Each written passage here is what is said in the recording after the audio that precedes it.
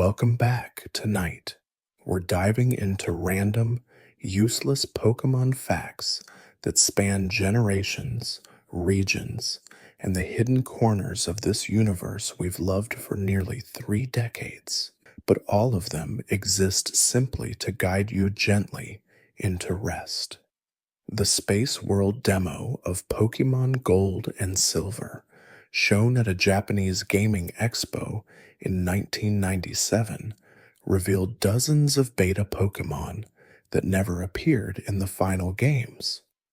Some of these were simply alternative designs that were later reworked, but others were completely unique concepts. There was Bomushika, a water and fire type seal that would have been the only Pokemon with that typing combination until Volcanian's introduction many years later. There was a split evolution family of fish Pokemon that started with Sunmola, evolved into the shark Anchorgay, and then into an eel-like creature called Grotess, all with water and steel typing. There were pre-evolutions for Pokemon like Vulpix, Meowth, and Paras, baby forms that would have expanded the breeding mechanics, but were ultimately deemed unnecessary. Each of these cut designs represents a path not taken, a version of Pokemon's world that exists only in beta files and fan speculation. Before we keep going, let me know in the comments where you're watching from tonight, and if you'd like more calm journeys like this, make sure you're subscribed. Perhaps the most mysterious element from Pokemon's early development is MissingNo, the infamous glitch Pokemon that players could encounter through specific exploits in Red and Blue. MissingNo isn't a true Pokemon, but rather what happens when the game tries to display data from an empty or corrupted Pokédex slot. Its appearance, a garbled collection of pixels that shifts and glitches, is the game's attempt to render something that doesn't have proper sprite data. What's fascinating is that MissingNo isn't completely empty. It has stats, a type designation, even a cry, all pulled from leftover data in the game's memory. This suggests that MissingNo might occupy space that was originally reserved for Pokemon that were cut during development, its fragmented appearance a ghost of creatures that almost existed. Encountering MissingNo became a rite of passage for many players, a peek behind the curtain at the game's technical underpinnings and the imperfections hidden beneath its polished surface. The localization of Pokémon for Western audiences involved more work than simply translating text. Every single Pokémon needed an English name, and these names had to be trademarked in multiple countries, a massive legal and creative undertaking. The localization team wanted names that would resonate with English-speaking children while maintaining some connection to the Pokemon's characteristics or Japanese origins. Some names are relatively straightforward translations or adaptations, like Pikachu, which kept its Japanese name because it was already distinctive and easy to pronounce. Others required more creativity. Hitmonlee and Hitmonchan, the fighting-type Pokemon, were renamed after martial arts legends Bruce Lee and Jackie Chan, making their nature immediately clear to Western audiences. This naming convention even extended to their Japanese names. Sawamalar and Ebiwalar were based on Japanese kickboxing and boxing champions, maintaining the same concept across languages. The translation team made some controversial decisions that changed Pokemon's presentation in subtle but meaningful ways. In the original Japanese versions, several Pokémon had more aggressive or mature backstories that were softened for the English release. Kadabra's Pokedex entries in Japanese suggested it might have been a human child with psychic powers who transformed into a Pokemon, a disturbing origin story that was toned down in translation. Some ghost type Pokemon had entries that more explicitly referenced death and spirits, while the English versions used vaguer language. These changes reflected different cultural attitudes toward what was appropriate in children's media, with Western markets generally preferring to keep darker themes more implicit. One of the most significant localization changes affected Jinx, the ice and psychic type Pokemon. Jinx's original design featured dark skin that was meant to reference Ganguro fashion, a Japanese style popular in the 1990s, or possibly the appearance of spirits in traditional folklore. However, when Pokemon reached Western audiences, Jinx's appearance was criticized for resembling racist caricatures. The controversy led to Jinx's sprite being redesigned in later games and re-releases, changing its skin from dark purple to light purple. This change happened gradually, first appearing in Pokémon Stadium 2 and then being retroactively applied to older games in subsequent re-releases. The Jinx controversy became a learning experience for Game Freak about how designs could carry different cultural meanings in different regions. Pokemon's names often contain layers of meaning that might not be immediately obvious. Pikachu, for instance, comes from two Japanese onomatopoeia. Pika pika is the sound of sparkling or twinkling, representing the electricity's visual nature, while chu is the sound a mouse makes in Japanese.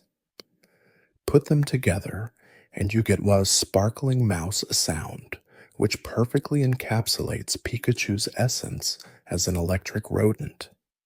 Many other Pokemon follow similar patterns. Charmander combines char, suggesting burning, with salamander, the mythological creature associated with fire. Squirtle merges squirt with turtle.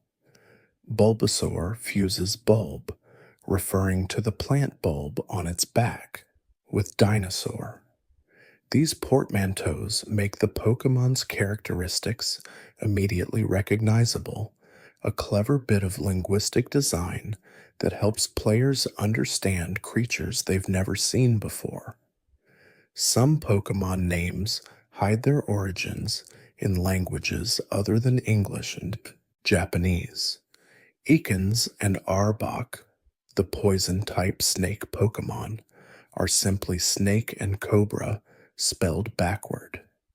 Their evolutions maintain this pattern, with Ekans gaining more snake-like features and Arbok developing a cobra's distinctive hood. Mook is cum spelled backward, a nod to its toxic sludge form, though the name also works as a standalone word, suggesting muck and grime. These reverse spelling names gave the Pokemon a slightly mysterious quality, as if their true natures were hidden in plain sight. The competitive Pokemon community eventually discovered that beneath the game's friendly surface lay complex hidden mechanics that determined battle outcomes. The most significant of these were individual values and effort values, statistical systems that weren't explained anywhere in the game but had enormous impact on a Pokemon's performance. Individual values, or IVs, are random numbers assigned to each Pokemon when it's generated, representing genetic variation between individuals of the same species. These values affect a Pokemon's stats in subtle but meaningful ways, explaining why two Pikachu at the same level might have slightly different attack or speed scores. IVs range from 0 to 15 in the first two generations, and were later expanded to range from 0 to 31. Effort values, or EVs, are the game's way of representing training and experience. Every time a Pokemon battles and defeats another Pokemon, it gains invisible EVs in specific stats determined by what it fought.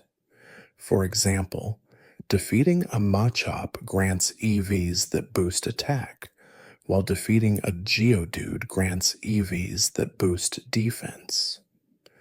Over time, these accumulated EVs translate into significant stat increases, meaning a Pokemon's actual battle history shapes its development. The system rewards players who carefully choose which Pokemon to train against, allowing for strategic customization of a team's strengths. The games never explained this system directly, leaving players to discover it through experimentation and data mining, but it added tremendous depth to Pokemon's competitive scene once it was understood. The rare candy item reveals another hidden aspect of these training mechanics. Rare candies instantly increase a Pokemon's level by 1, offering a shortcut to evolution or higher stats. However, Pokemon raised exclusively on rare candies end up weaker than Pokemon trained through normal battles, because the instant level up doesn't grant any EVs. This creates an invisible trade-off between convenience and optimal strength. Game Freak confirmed this was intentional, a subtle way of teaching players that shortcuts have consequences and that genuine effort, represented by battling and training, produces better results than simply using rare items. It's a design philosophy that runs throughout Pokémon, rewarding patience and engagement over quick fixes. The friendship mechanic, introduced in Pokémon Gold and Silver, but present in hidden form in earlier games, represents another layer of depth. Friendship is an invisible stat that increases when a Pokémon is used in battle, leveled up, given vitamins, or walked around with the player. It decreases if the Pokémon faints frequently or is stored in the PC for long periods. Certain Pokémon, like Eevee, Chansey, and Golbat, require high friendship to evolve, making the mechanic essential for completing the Pokédex. But friendship affects more than just evolution. Pokémon with high friendship land a critical hits more often, have a better chance of surviving attacks that would otherwise knock them out, and may even shake off status conditions like paralysis or confusion. The game never explicitly tells players about most of these effects, but they create a palpable sense that Pokémon, who've been with the trainer for a long time, fight differently than newly caught ones.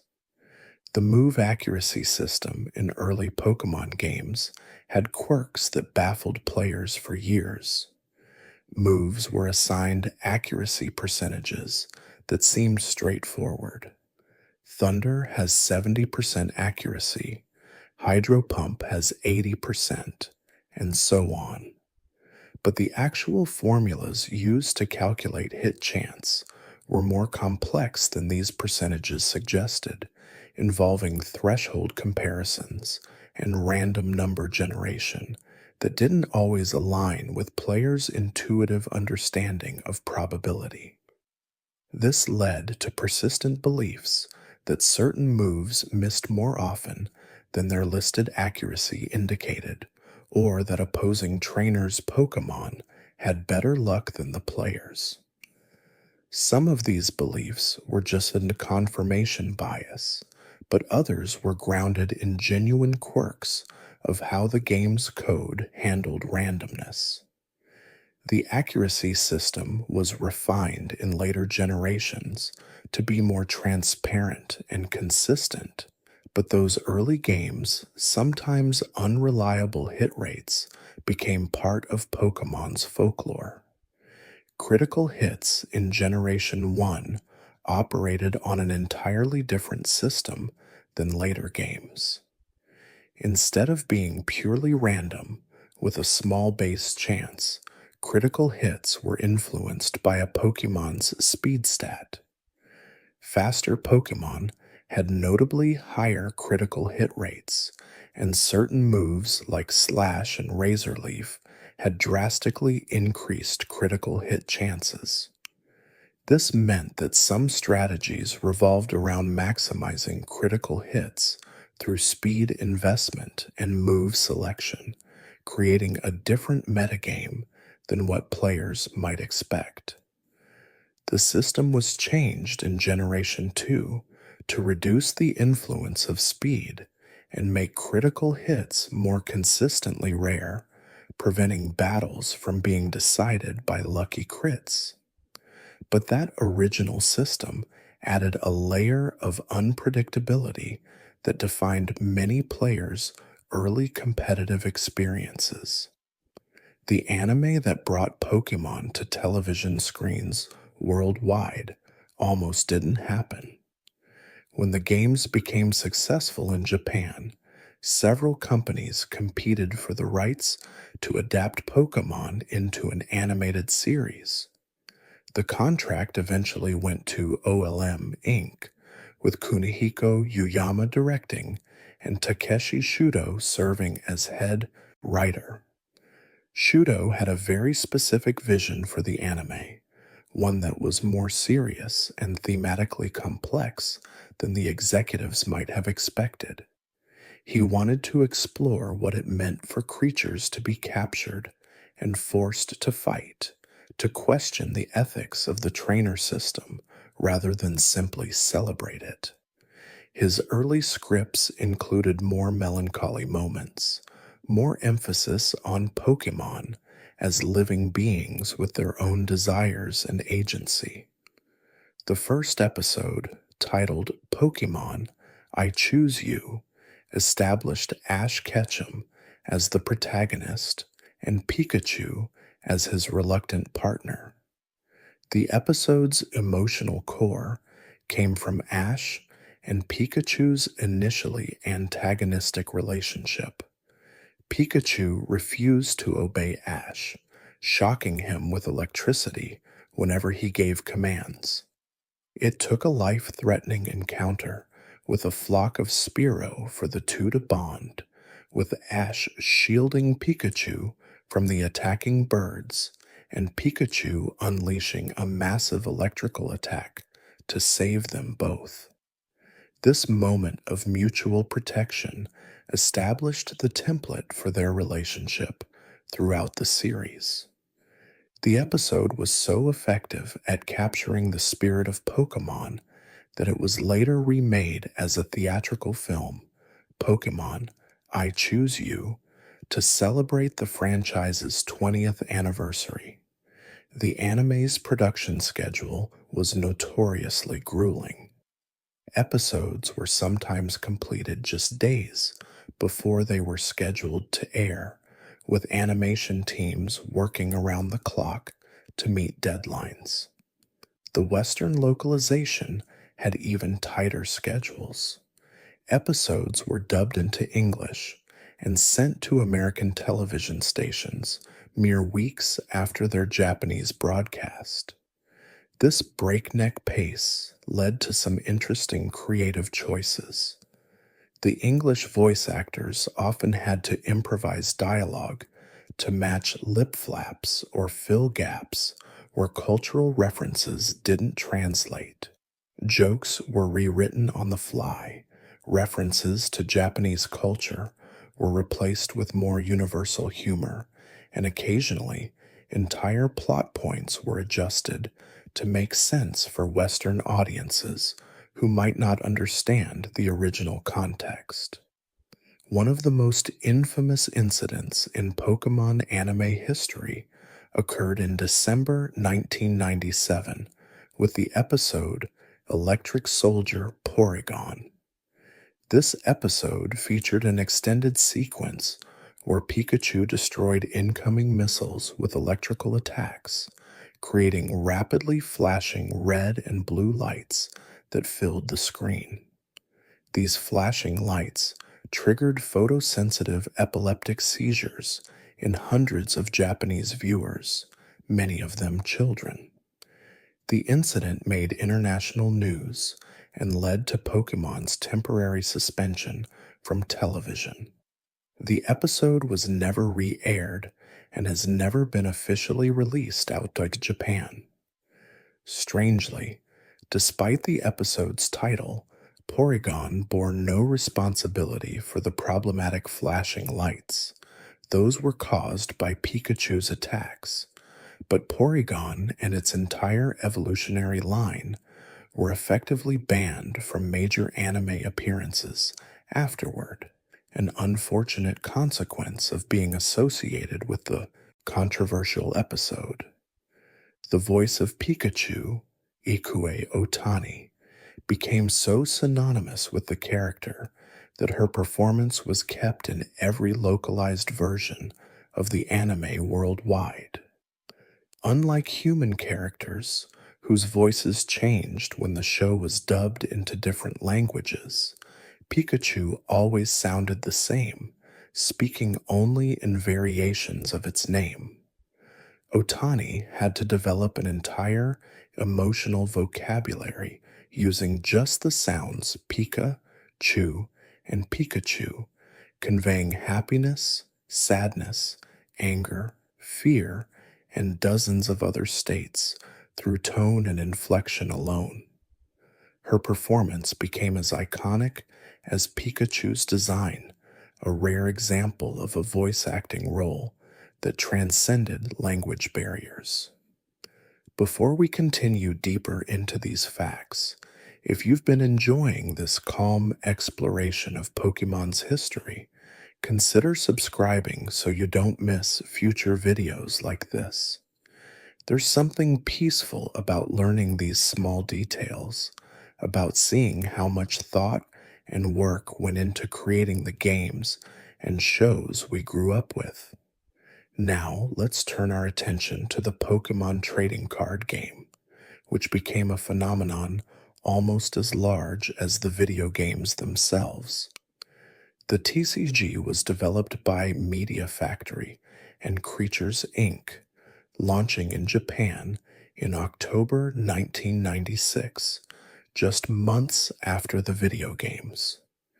The card game's design drew inspiration from Magic the Gathering, the pioneering collectible card game, but simplified its mechanics to be more accessible to younger players. Each card featured artwork of Pokémon, attacks with colorful descriptions, and colorful energy symbols that determined what the Pokémon could do in battle. The physical cards themselves became treasured objects, collectibles that players would trade, protect in binders, and show off to friends. The card game's initial print run in Japan sold out almost immediately. Stores couldn't keep booster packs on shelves, and the secondary market for rare cards exploded. Parents found themselves driving to multiple stores trying to find cards for their children, only to discover that shipments were purchased within hours of arriving. Media Factory and the printing companies they contracted scrambled to increase production, but demand consistently outpaced supply for the first year. This scarcity made Pokemon cards even more desirable, creating a collector's market where rare holographic cards could sell for significant sums. When the TCG was brought to Western markets in January 1999, published by Wizards of the Coast, the same company behind Magic the Gathering, it faced similar supply challenges. Wizards had experience with high demand collectible card games, but Pokemon exceeded their expectations. A spokesperson told the Washington Post that they had exhausted most of the card printing capacity of the United States trying to keep up with demand. Factories that normally printed multiple card games were devoted entirely to Pokemon. Additional printing facilities had to be contracted overseas. Despite these efforts, cards remained scarce throughout 1999, with booster packs selling out within hours of restocking. The scarcity led to some unusual situations. Schools began banning Pokemon cards because students were trading during class, getting into disputes over card values, and in some cases, stealing valuable cards from each other. What started as innocent playground trading evolved into a complex economy where children negotiated deals with the seriousness of stock traders. Teachers confiscated binders full of cards, and parent-teacher conferences sometimes centered on card trading disputes rather than academic performance.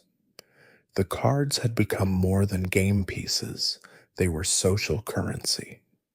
One of the most infamous Pokemon cards is Ancient Mew, a promotional card distributed to audiences at the theatrical release of Pokémon the Movie 2000, subtitled The Power of One. Ancient Mew was unlike any other card in the game. Its text was written in Futhark and Gothenburg runes, ancient alphabet systems that made the card look mystical and unreadable to most players. The card back was different from standard Pokemon cards, featuring a hieroglyph-like design. And most importantly, the card was holographic across its entire surface, catching light in shimmering waves that made it visually stunning. Because of its unusual characteristics and limited distribution, Ancient Mew became highly sought after by collectors, often selling for much more than its practical value and gameplay suggested. Ancient Mew was also banned from official tournament play, but not because of its rarity. The problem was that its runic text made the card's effects difficult to verify during matches. While dedicated players might memorize what Ancient Mew did, judges couldn't quickly reference the card during disputes, and the unusual card back made it easily identifiable in a deck, potentially allowing players to know when they were about to draw it. These technical issues led to its prohibition in competitive settings, though it remained a favorite among collectors who valued its aesthetic appeal over its playability. The Pokemon trading card games tournament scene developed rapidly, with players discovering powerful card combinations and strategies that the designers hadn't fully anticipated. The original base set contained several cards that proved to be far more powerful than intended. Blastoise, for example, had an ability called Rain Dance that allowed the player to attach as many water energy cards as they wanted to their water Pokemon in a single turn, overriding the normal rule of one energy per turn. Combined with the right water attacks, Blastoise decks could eliminate opposing Pokemon in a single hit much faster than most other strategies. Haymaker decks, built around Pokémon, with cheap, powerful attacks and disruption cards, dominated early tournament play because they could win matches before slower strategies had time to set up. The designers addressed these balance issues through a combination of card rotation, where older sets were phased out of tournament legality, and errata, official rule changes that altered how specific cards functioned. As new sets were released, they introduced mechanics designed to counter previous dominant strategies, creating a constantly evolving metagame that rewarded players who adapted to changes. This cycle of innovation, dominance, correction, and innovation again became the pattern for the TCG's competitive scene, keeping it fresh for dedicated players while also making it accessible to newcomers who entered with the latest cards. Let's explore Pokémon Gold and Silver, the second generation games that expanded the Pokémon world in ambitious ways. Gold and Silver took place in Johto, a new region west of Kanto that was inspired by the Kansai region of Japan. The games introduced 100 new Pokémon, expanding the Pokédex to 251 species. But beyond new creatures, Gold and Silver implemented systemic changes that fundamentally altered how Pokémon worked. The addition of a real-time clock allowed the games to track day and night cycles, with certain Pokémon appearing only at specific times. Days of the week mattered too, with events and encounters tied to particular days. This time-based gameplay made the world feel more alive and dynamic, encouraging players to check in regularly rather than play in long single sessions. Breeding mechanics were another major addition. For the first time, players could leave compatible Pokémon at a daycare center and receive an egg containing a baby Pokémon. This system introduced gender to most Pokémon species, creating male and female variants that could produce offspring together. Certain baby Pokémon, like Pichu and Togepi, could only be obtained through breeding, adding a new dimension to Pokédex completion. The breeding system also enabled players to pass down moves and train Pokémon with better individual values, laying the groundwork for competitive Pokémon breeding strategies that would become increasingly sophisticated in later generations. Gold and Silver's development had been as ambitious as the original games, if not more so. Satoshi Tajiri and his team wanted to include not just Johto, but also an updated version of the entire Kanto region from the first games. This was an enormous technical challenge, given the Game Boy's memory limitations. The team spent months optimizing code, compressing data, and finding creative solutions to fit 2 full regions onto a single cartridge. Iwata Satoru, who would later become Nintendo's president, assisted with this compression work, using his programming expertise to help Game Freak achieve what seemed impossible. His contributions were so significant that the team credits him with making it feasible to include Kanto at all. The final versions of Gold and Silver allowed players to travel back to Kanto after defeating Johto's Elite Four, experiencing a drastically changed version of the region where 3 years had passed since the events of Red and Blue. Gym leaders had been replaced, buildings had been renovated, and characters had moved on with their lives. This return to Kanto culminated in a battle with Red, the protagonist of the first games, who had isolated himself at the peak of Mount Silver. The encounter with Red was silent. He had no dialogue, just a battle with his incredibly high level team. Defeating Red felt like passing a torch from the first generation to the second, a perfect piece of game narrative told almost entirely through environmental storytelling and mechanics rather than explicit plot. Gold and Silver's beta versions, revealed through leaked development builds, showed just how different these games could have been. The Space World demo from 1997 featured Pokémon designs that ranged from minor variations on final designs to completely unique creatures. One of the most interesting beta Pokémon was a split evolution family of water and steel type fish that evolve based on different conditions. The base form, Sunmola, could evolve into either a shark-like Pokémon called Anchorgay or continue into an eel creature named Grotess.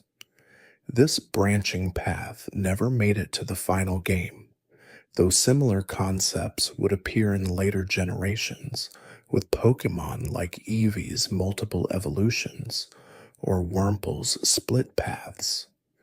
Another fascinating beta element was the abundance of baby Pokémon that were cut from Gold and Silver. The final game introduced several baby forms like Pichu, Cleffa, and Igglybuff, but beta data shows that many more were planned. There were baby versions of Vulpix, Meowth, Grimer, Paras, and even Doduo, each with their own unique sprites and designs. These pre-evolutions would have massively expanded the breeding system and given players more reasons to experiment with the daycare mechanics.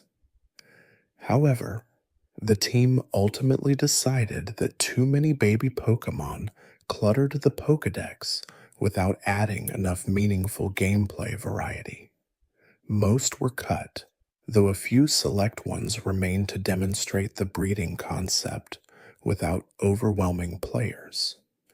The beta also revealed an early water-type starter line that looked nothing like Totodile's family.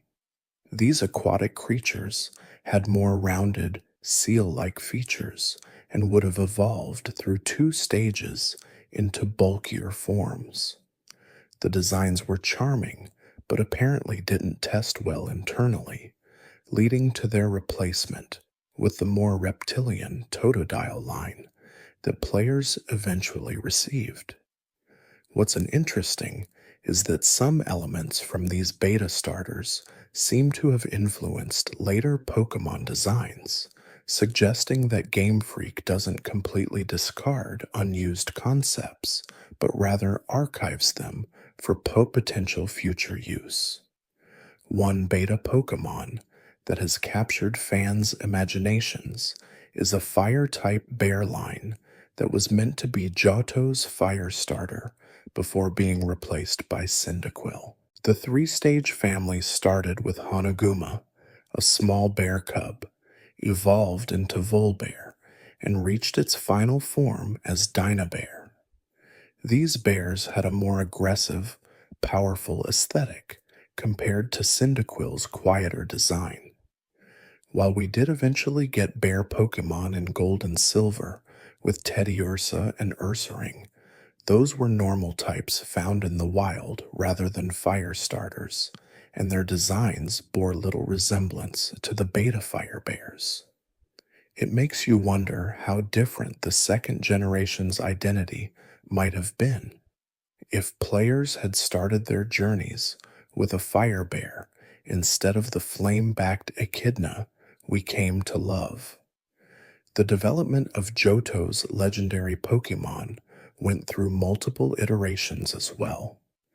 The legendary beasts Raikou, Entei, and Suicune have a tragic backstory in the final games, being Pokémon who died in the burning of Brass Tower and were resurrected by Ho-Oh with the new elemental powers.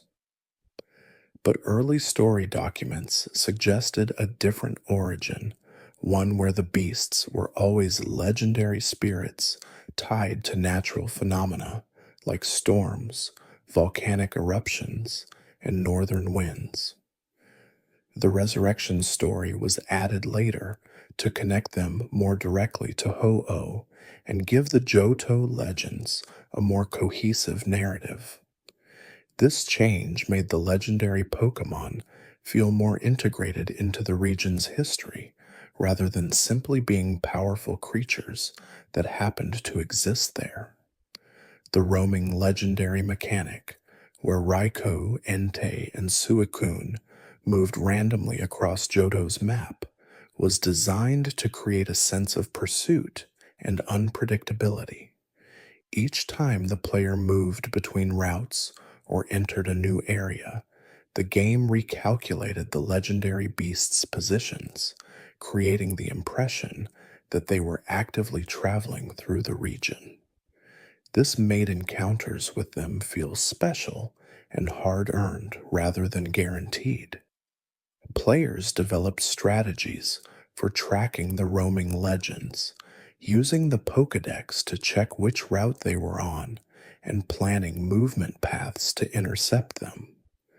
The system added an element of hunt to catching these Pokémon that matched their wild, untamed nature.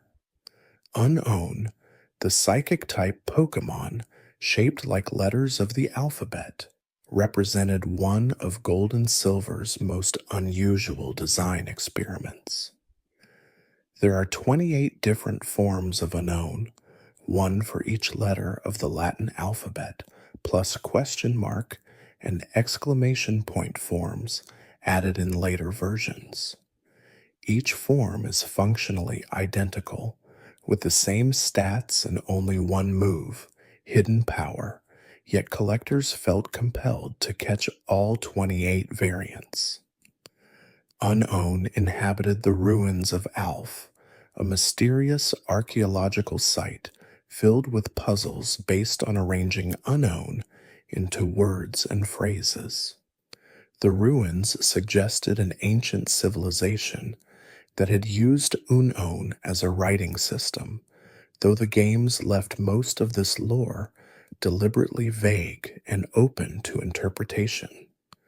Unown became a symbol of Pokemon's ability to create mystery and speculation, creatures whose purpose and origin remain unclear even after you've caught them all. The connection between Unown and the legendary Pokemon Arceus wouldn't be explicitly revealed until much later, but the seeds were planted in Gold and Silver. The Sinjo Ruins event in Heart Gold and Soul Silver showed Arceus using Unown to create new legendary Pokemon, suggesting that Unown might be fragments or tools of Arceus's creative power. This retroactive lore gave Unown additional significance beyond their original role as collectible puzzle pieces, transforming them from curiosities into cosmic elements connected to Pokemon's creation mythology. Let's talk about some of the quirky mechanics hidden in Gold and Silver that most players never discovered. The Pokegear, the upgraded version of the original game's town map, had a radio function that could tune into different stations.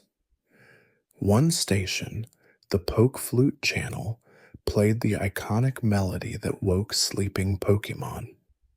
This became the only way to wake Snorlax in the post-game Kanto region, replacing the physical Poke Flute item from Red and Blue. But the radio had other functions too. Certain stations only broadcast on specific days or times, offering rare Pokemon encounters or special events.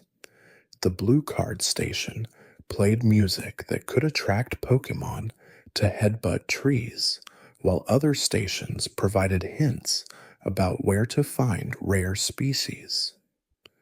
The radio system rewarded players who experimented with different frequencies at different times, adding another layer of temporal gameplay to complement the day and night cycles. The friendship mechanic in Gold and Silver had effects that extended beyond evolution requirements. Pokemon with high friendship received a 1.2 times experience boost from battles, helping them level faster.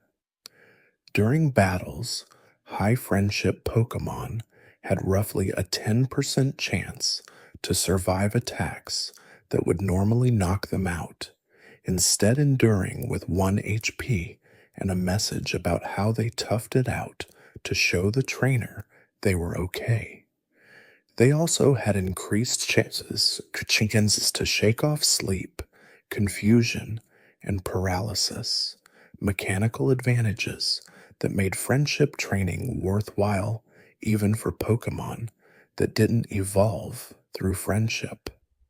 These hidden benefits created a tangible connection between the player's relationship with their Pokemon and how those Pokemon performed in battle, reinforcing the game's themes about bonds between trainers and their teams.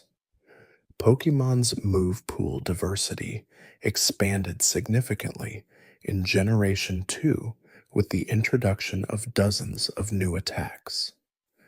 Some of these moves had effects that wouldn't be fully appreciated until competitive play matured. Baton Pass allowed a Pokemon to switch out while transferring its stat changes to the incoming Pokemon, enabling strategies where a support Pokemon could boost stats and then pass those boosts to a sweeper.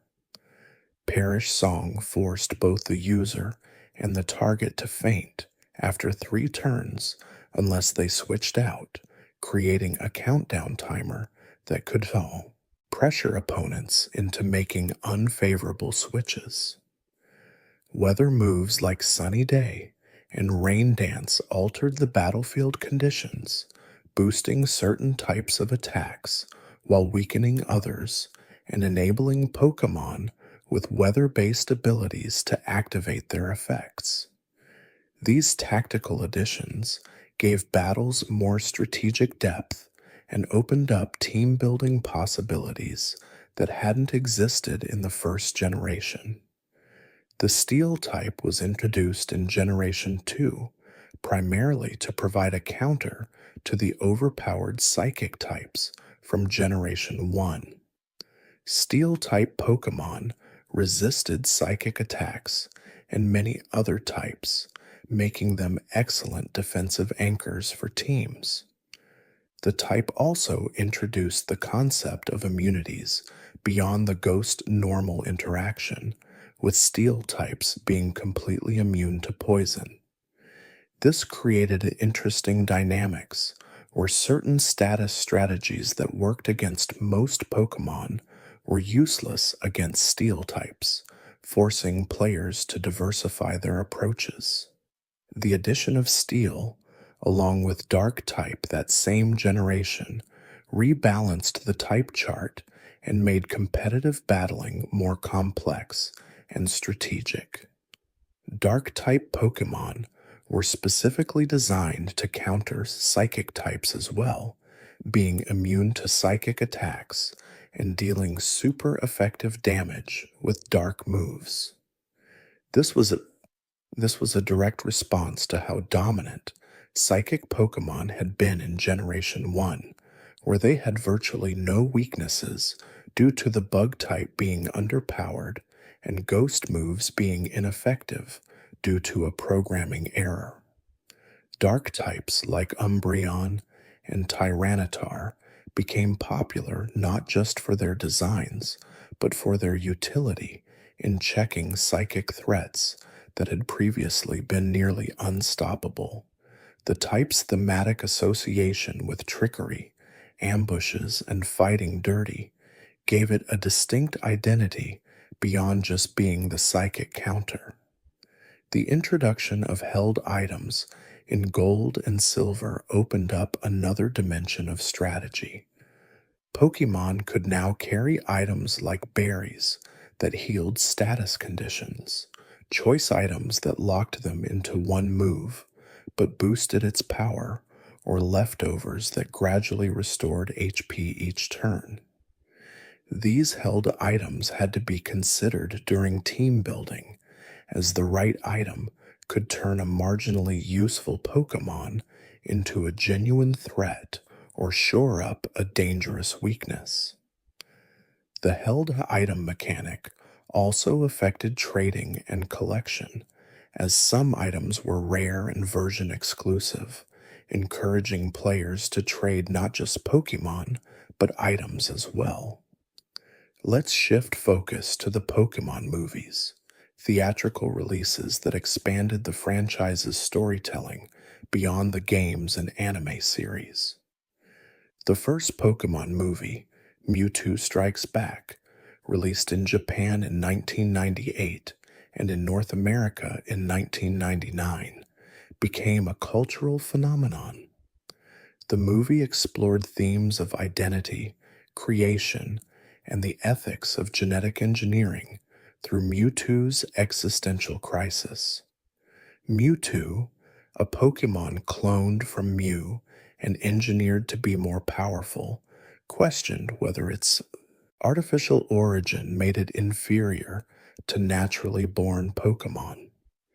The movie took these questions seriously, presenting Mewtwo as a sympathetic character whose rage stemmed from legitimate trauma and philosophical confusion rather than simple villainy. The English dub of Mewtwo Strikes Back made significant changes to the story's themes. The Japanese version had explicitly anti-war messaging and dealt more directly with questions about artifice versus nature. The English version softened some of these themes and added an opening sequence featuring Mewtwo's creation that wasn't in the Japanese theatrical release, providing more backstory, but also changing the pacing of Mewtwo's character arc. Despite these changes, the core emotional beats remained powerful. The scene where Ash is turned to stone, trying to stop Mewtwo and Mew from fighting, and then restored by the tears of all the Pokemon, became one of the franchise's most iconic moments, a rare instance where the stakes felt genuinely high and the danger real. The second movie, Pokémon the Movie 2000, focused on the legendary birds Articuno, Zapdos, and Moltres, and introduced Lugia as a powerful guardian who maintained balance between them. The movie's plot involved a collector disturbing the balance by capturing the legendary birds, nearly causing an ecological catastrophe. This environmental theme aligned with Pokemon's general philosophy about respecting nature and the creatures within it. The movie also featured prophecies and ancient rituals, giving the Pokemon world a sense of deep history and mythological significance that the games had only hinted at. These early movies established patterns that later films would follow. They typically featured a new legendary Pokemon as the centerpiece, explored themes relevant to children and families, included action sequences with high stakes, and ended with lessons about friendship, cooperation, or respecting others. The movies operated in a semi-canonical space, where events from them were acknowledged in the anime, but didn't significantly alter the series' ongoing plot lines. This allowed the movies to tell self-contained stories with emotional weight without disrupting the episodic structure of the television show. Professor Oak, the kindly Pokemon researcher who provides players with their starter Pokemon, has an interesting development history. In the original Red and Blue games, data miners discovered that Oak was programmed to be battled as a trainer with a full team of high level Pokemon, including Tauros, Exeggutor, Arcanine, Gyarados, and even a starter Pokemon. This boss battle was cut from the final game, presumably because the developers decided Oak should remain a supportive mentor figure rather than another obstacle to overcome. However, the data remained in the cartridge, and players with GameShark devices could trigger the unused battle, experiencing what might have been the game's true final challenge had the idea been kept. Oak's rivalry with Agatha of the Elite Four is hinted at, but never fully explained. Agatha makes a cryptic comment during the player's challenge of the Elite Four about how Oak was always too cautious, and that's why he never became a true champion. This suggests that Oak and Agatha were once rivals themselves, possibly even romantic interests, but Oak chose the path of research over competitive battling, while Agatha continued pursuing strength. The games leave this backstory vague, but it adds depth to characters who might otherwise be simple archetypes, suggesting they had full lives before the player's journey began. The naming of Oak and his grandson Blue was localized differently across regions in ways that reveal interesting cultural priorities. In Japan, Oak is Professor Okido, a name that references oak trees but also sounds like a typical Japanese surname. Blue is named Shigeru after Shigeru Miyamoto, reflecting the real-world mentorship between Miyamoto and Satoshi Tajiri. In English versions, the professor became Samuel Oak, giving him a full Western name, while Shigeru became Gary Oak in the anime and Blue or Green in the games depending on version. These changes helped characters feel native to their localized regions while maintaining the essential relationships and personalities from the original. Nurse Joy and Officer Jenny, recurring characters in the anime, who appear identical across different regions, became running gags and sources of fan theories. The anime explains that Nurse Joys are all related, part of an extended family that dedicates itself to Pokemon healthcare, with members stationed in virtually every Pokemon Center across all regions. Similarly, Officer Jennies are a family of law enforcement officers. This explanation is both practical, allowing the anime to reuse character designs in every town, and oddly unsettling, implying these vast families of nearly identical women chosen for specific professions. The games avoid this oddity by simply showing generic Pokemon Center nurses without making them recurring named characters. The bike shop in Cerulean City sells a bicycle for 1 million Pokédollars, far more than players can normally accumulate by that point in the game. This created a mystery and frustration for countless players who saw the bike, wanted it for faster travel, but couldn't afford it. The solution, of course, was the bike voucher obtained in Vermilion City, which let players receive the bike for free. But the million Pokédollar price tag served a subtle design purpose. It taught players that not everything can be obtained through grinding and accumulating currency, that some items require following the game's intended progression and story beats.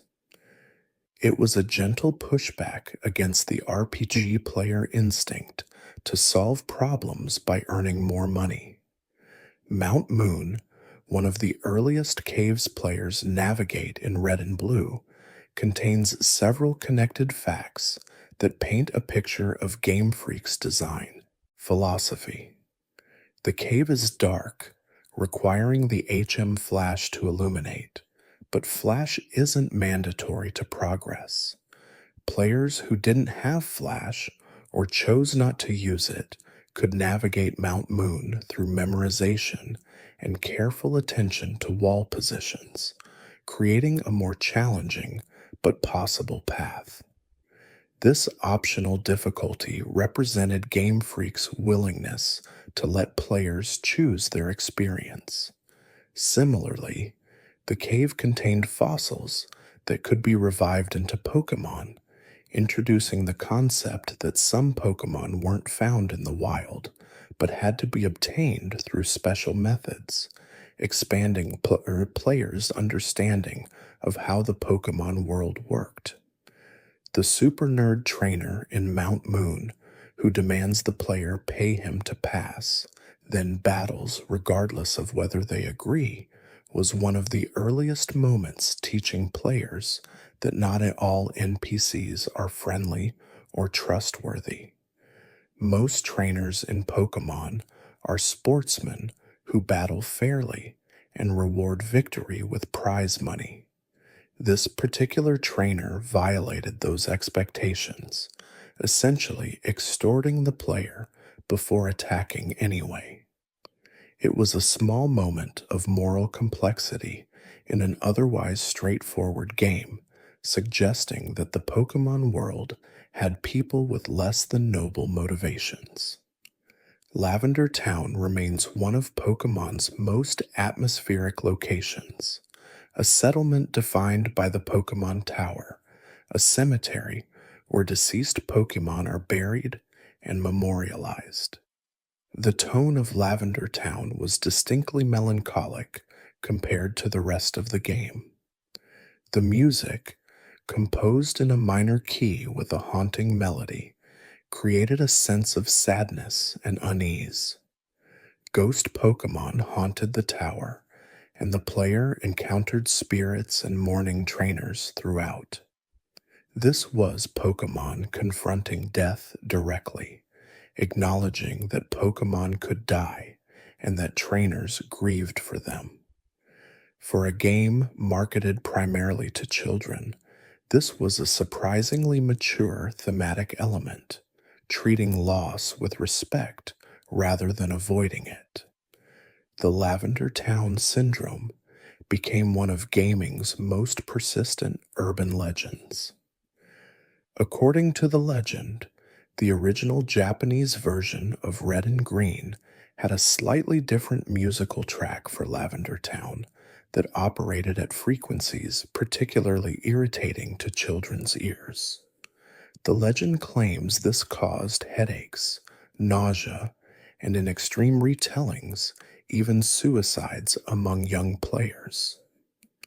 Nintendo supposedly changed the music in later versions and international releases to prevent further incidents. This legend is almost entirely false. While the music did have slight differences between versions due to technical adjustments, there's no evidence of any health crisis, and the supposed symptoms were fabricated or exaggerated. However, the legend persists because Lavender Town's music genuinely is unsettling, and players' memories of feeling uneasy there as children get mixed with the urban legend, creating a false sense of validation. The Ghost Marowak encounter in Pokémon Tower provided one of the game's few moments of genuine story pathos. The player confronts a spirit that cannot be caught or defeated by normal means. Using the Sylph Scope reveals it to be the ghost of a Marowak who died protecting its child, Cubone, from Team Rocket members. This revelation recontextualizes Cubone's Pokédex entry about wearing its mother's skull as a helmet, transforming it from a curious biological fact into a tragedy. The player must battle and lay to rest the Marowak's spirit, an encounter that feels more like helping a troubled soul find peace than defeating an enemy. It's a rare moment where Pokemon's mechanics serve a narrative purpose beyond simple progression, using the battle system to tell a story about grief and resolution. Team Rocket's presence throughout Red and Blue escalates from minor nuisance to genuine threat as the game progresses. Early encounters feature grunts stealing Pokemon fossils or extorting money, petty crimes that establish them as antagonists without making them seem particularly dangerous. But by the time players reach the Sylph Company, Team Rocket has taken over a major corporation and is attempting to steal Master Balls, devices that can catch any Pokemon without fail. Giovanni, the Team Rocket boss, is revealed to be the Viridian City gym leader, creating a moment where the criminal organization and the legitimate Pokemon League are shown to intersect. This reveal suggested corruption within the system rather than simple good versus evil, adding moral complexity to what could have been a straightforward crime-fighting narrative. Giovanni's character evolved throughout Red, Blue, and their sequels in interesting ways. He's presented as calculating and ruthless, but not without principles. After losing to the player, he disbands Team Rocket and disappears, acknowledging defeat rather than continuing to pursue failed plans. In Gold and Silver, Team Rocket is attempting to reform under new leadership, but ultimately can't match Giovanni's effectiveness.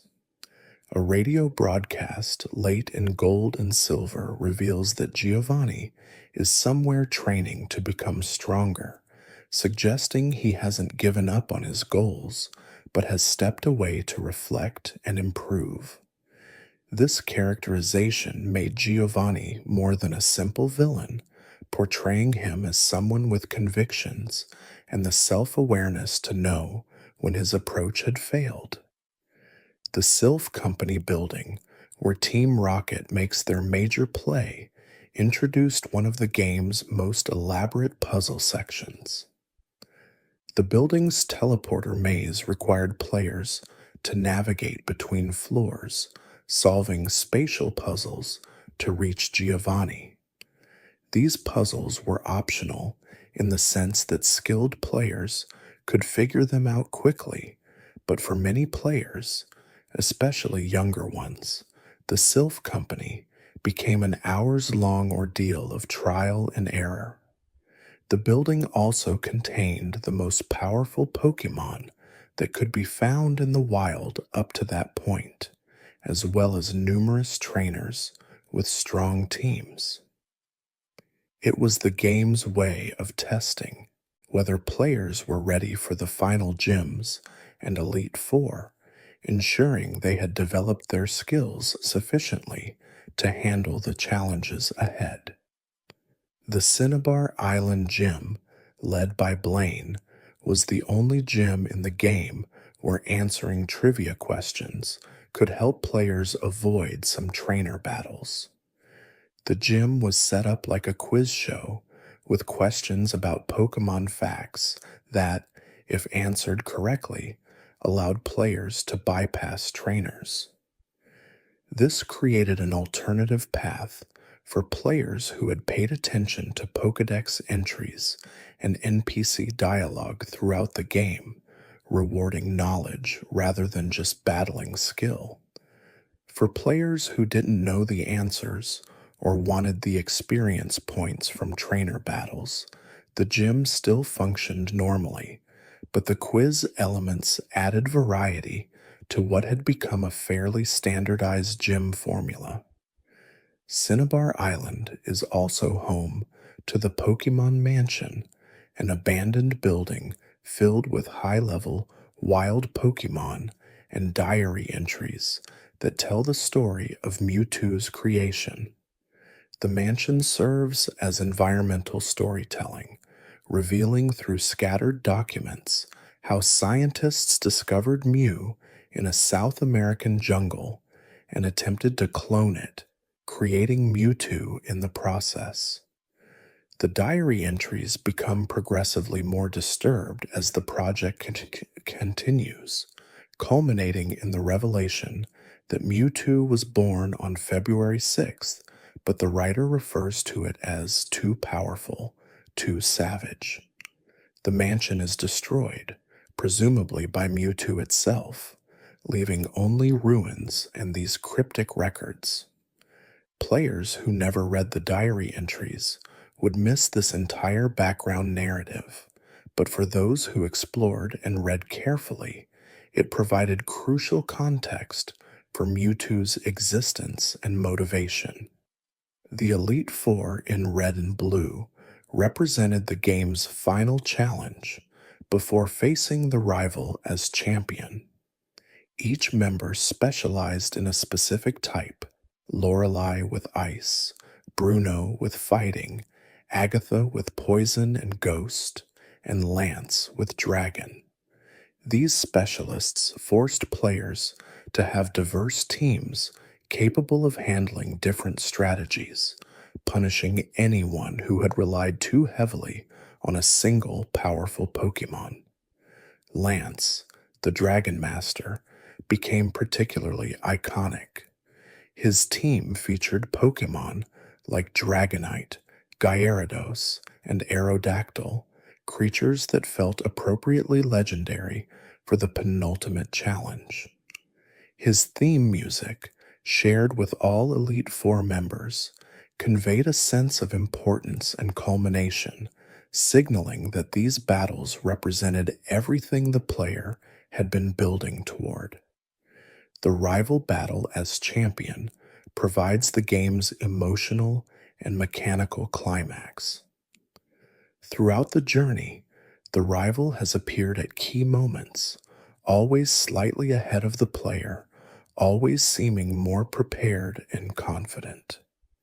But in this final encounter, the player has caught up. The rival's team mirrors the player's starter choice, ensuring that his starter has a type advantage, but by this point, skilled players have assembled teams that can overcome single type disadvantages through strategy and coverage moves. Defeating the rival and becoming champion feels earned, the culmination of dozens of hours of training, catching, and battling. The Hall of Fame records the player's team, immortalizing them as champions, and the game's story essentially concludes, transitioning into the post-game phase of completing the Pokédex and finding remaining legendary Pokémon.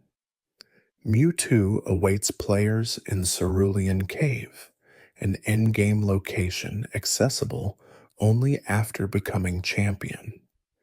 The cave itself is challenging, filled with high-level wild Pokémon and complex navigation, but Mewtwo stands apart as the game's ultimate prize.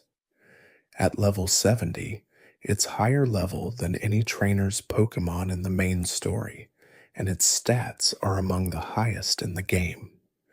Catching Mewtwo required patience, as its catch rate was among the lowest, necessitating either dozens of Ultra Balls or the strategic use of status effects to improve odds. But once caught, Mewtwo became an unstoppable force in casual play, its psychic-type attacks demolishing most opponents. This created a divide between players who used the legendary Pokémon and those who considered them too powerful to be sporting, a debate that continues in Pokemon communities to this day.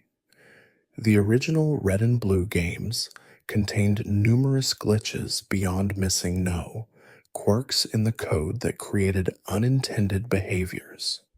One of the most famous was the Mew glitch, a series of specific actions that exploited the game's encounter system to battle a Mew, the mythical Pokémon that was supposed to be unobtainable without special events. The glitch involved avoiding certain trainers, performing precise movement sequences, and manipulating the game's memory to force a Mew encounter.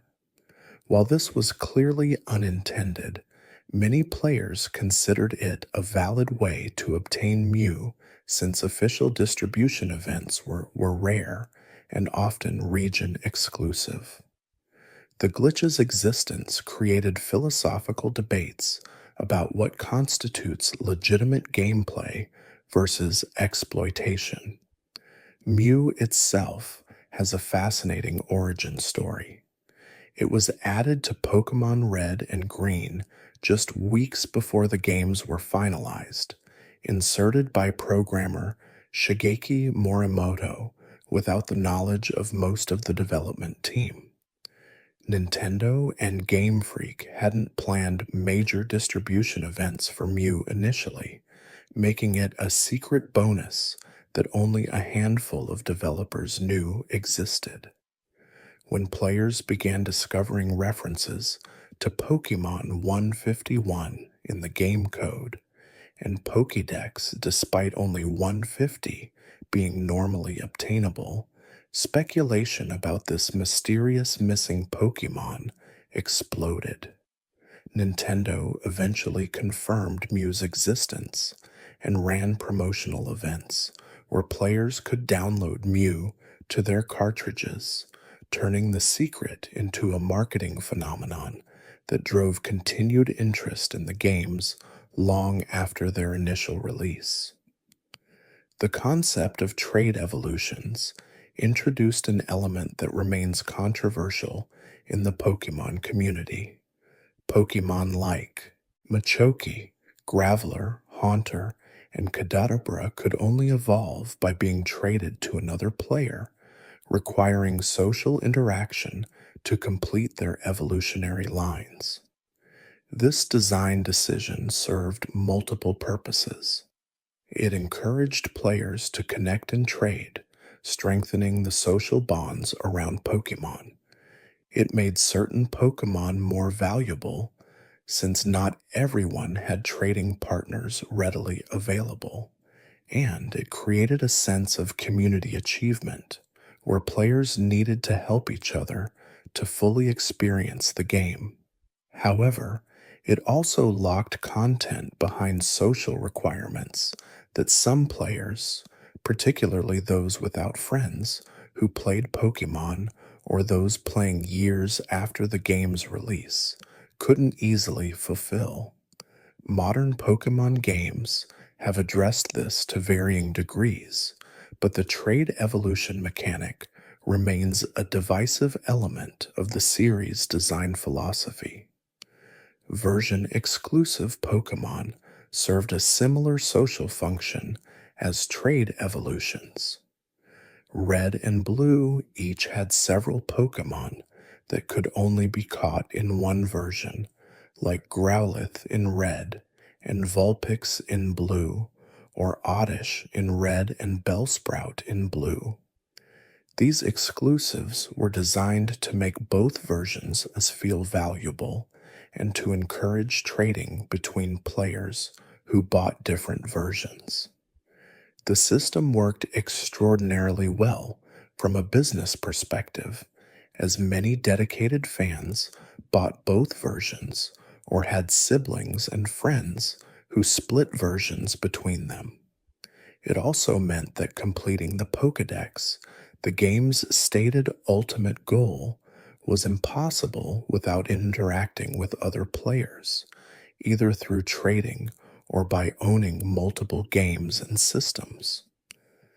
This artificial scarcity created a trading economy where certain Pokemon were more sought after, and players who had rare Pokemon could leverage them for beneficial trades. The link cable battles between players introduced competitive Pokemon battling before there was any official infrastructure for it. Two players with Game Boys and a link cable could battle their teams head to head, testing their training strategies and team compositions against human intelligence rather than predictable AI. These informal battles on playgrounds, in schoolyards, and at friends' houses formed the foundation of Pokemon's competitive scene.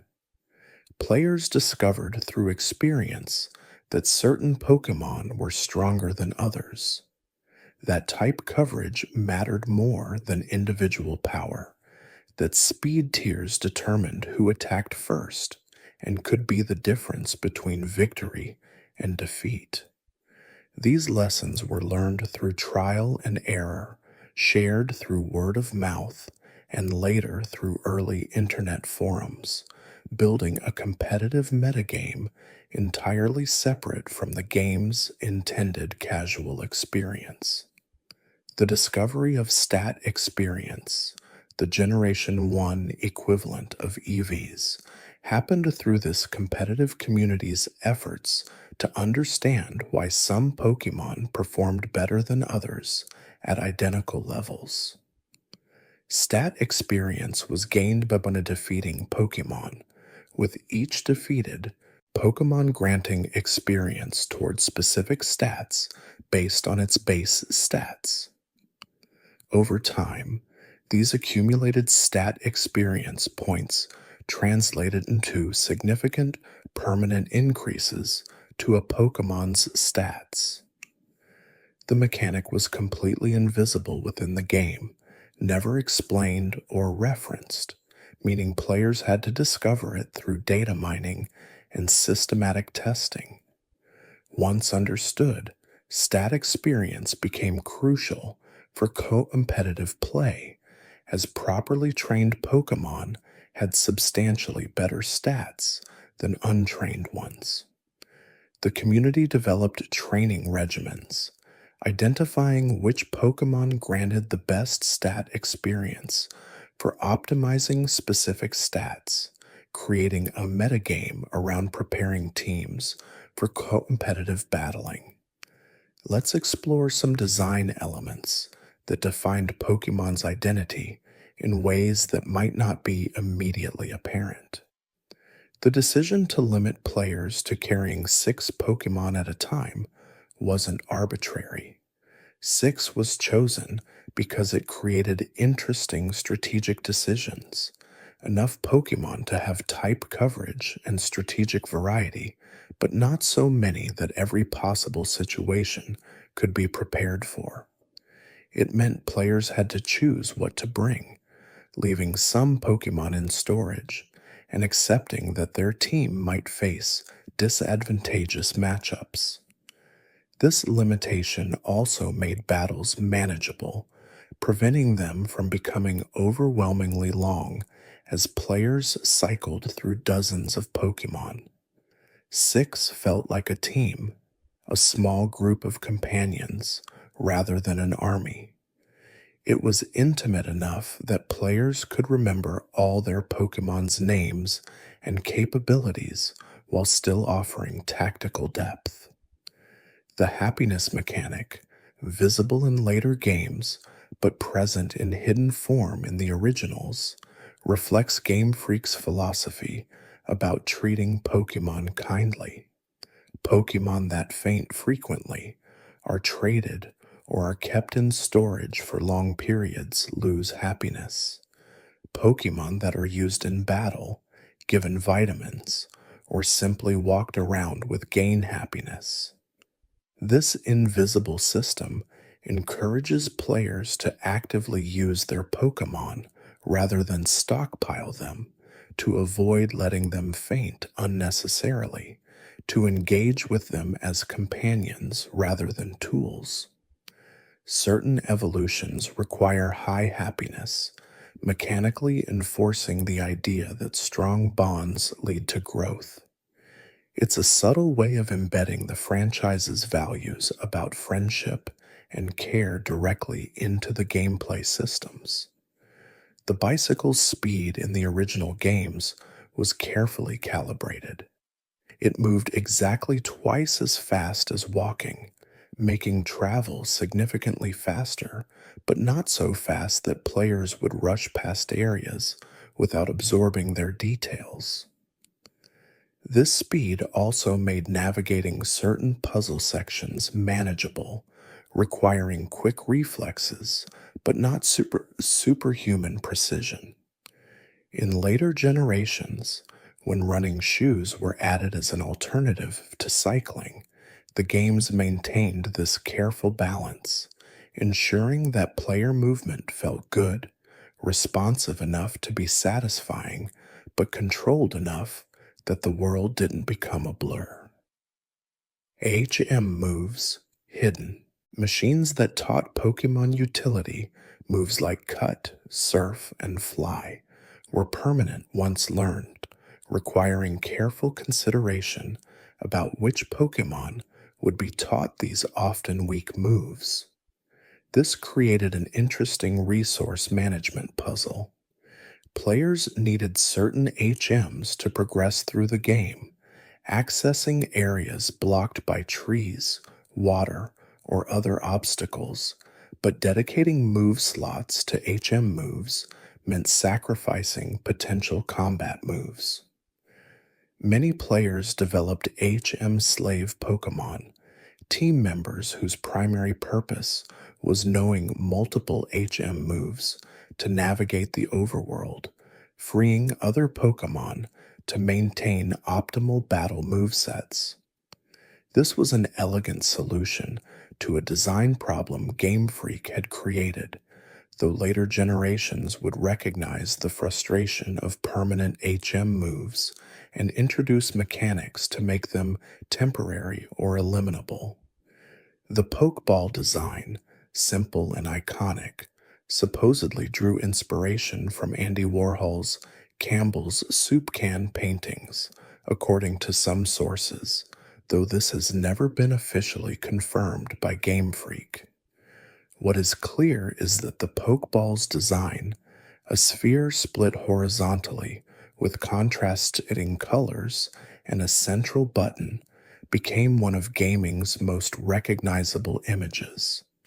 Its simplicity made it easily reproducible and identifiable even at the Game Boy's low resolution, and its function, containing vastly larger creatures in a pocket-sized device, captured the essence of Pokemon's premise perfectly. The various Pokeball variants introduced in later generations, Great Balls, Ultra Balls, specialized balls like the Dusk Ball or Quick Ball, all maintained the basic design language while adding variations that made them visually distinct. The concept of professors in each region providing starters to young trainers created a tradition that has continued throughout the franchise. Each professor is named after a tree: Professor Oak, Professor Elm, Professor Birch, and so on, establishing a botanical naming theme that subtly connects these characters across regions. The professors serve multiple roles in the game's structure.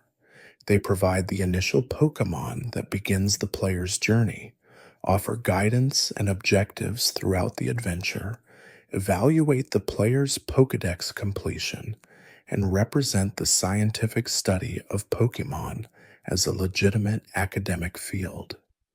They're authority figures who nonetheless trust young protagonists with significant responsibilities, embodying the game's themes about youth capability and the value of hands-on learning. The rival character archetype established by Blue has been refined and varied throughout the series. Blue represents the classic rival, someone equally talented who began their journey at the same time and serves as a measuring stick for the player's progress. His confidence borders on arrogance. His comments about the player's team are often dismissive, and his surprise when defeated reveals that he perhaps didn't take the player as seriously as he should have. This characterization made defeating him satisfying, earning his grudging respect through repeated victories. Later generations would experiment with different rival archetypes, friendly rivals who want everyone to succeed, multiple rivals with different personalities and goals, and even rivals who begin stronger and experienced but grow alongside the player. But Blue's competitive, slightly antagonistic approach established the baseline that other rivals were variations on. Thank you for spending this time exploring these facts with me, trainer. I hope you found some that made you smile, some that surprised you, and some that deepened your appreciation for these games we love. Sleep well, and may your dreams be filled with adventures through tall grass, under starlit skies, with faithful companions by your side.